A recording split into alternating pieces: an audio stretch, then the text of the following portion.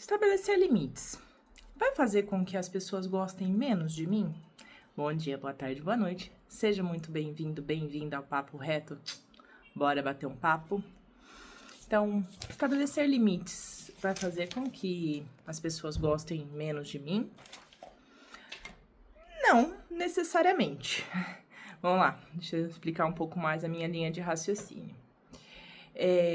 Na verdade, quando a gente estabelece limites, nem todo mundo lida bem com eles, porque elas estão acostumadas com o fato de estarem livres para habitar na nossa vida da forma como elas acham melhor, tá?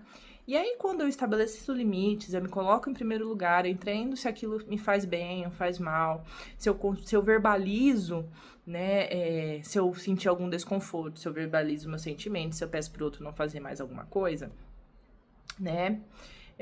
Algumas pessoas se sentem atingidas, né, levam isso pro cunho pessoal, não entram necessariamente numa linha de responsabilidade, numa culpa, se sentem atacadas, contra-atacam, enfim. E aí, indiretamente, você se torna um pouco mais desafiadora ou desafiador, independente de gênero, tá? E então você sai de uma passividade para uma pessoa protagonista da própria vida, né? Que impõe até onde pode ser estabelecida aquela relação de uma forma saudável, né?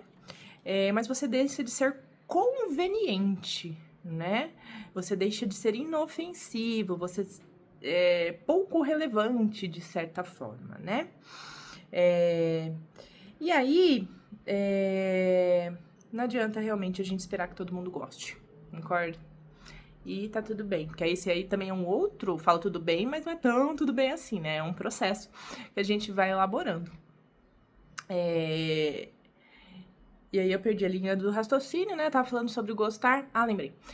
Não adianta a gente esperar que todo mundo goste da gente. E aí a gente entra num outro processo do nosso autodesenvolvimento, autoconhecimento, né? A necessidade de ser benquisto e o quanto, né, isso determina as nossas escolhas e tudo mais.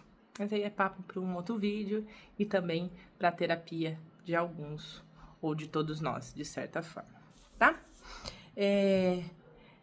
O nosso foco, de certa forma, poderia girar em torno de sermos confiáveis, né? De sermos exatamente em quem nós acreditamos que seja bom sermos, que compactue com os nossos valores, né? Com as nossas ideias e não com o que o outro gostaria que fôssemos. Ou seja, né? Sobre esse focar em ser agradável, né? Que na verdade você vai fazer apenas o que os outros querem. Então, assim, respondendo à pergunta inicial, eu ainda vou falar que depende do ponto de vista.